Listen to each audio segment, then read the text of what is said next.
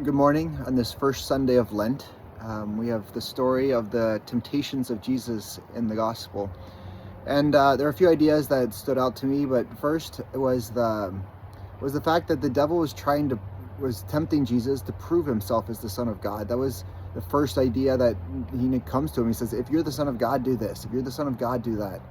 And then he offers him the kingdom to sort of bow down to him, because if he's not the Son of God, then maybe he wants something else. But I guess Christ doesn't have anything to do with that.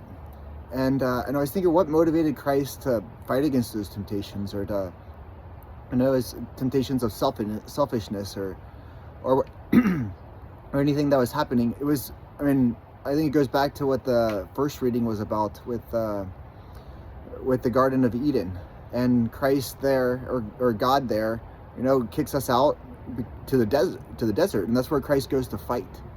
And that's, I think, is where Christ wants to bring us back to.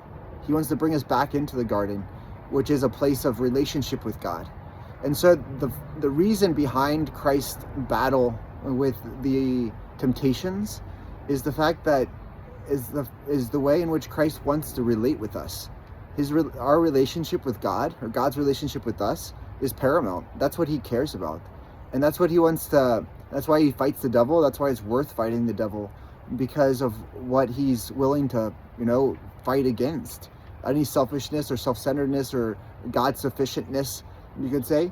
I think it's all based on the fact that God wants to relate with us and bring us back to the garden.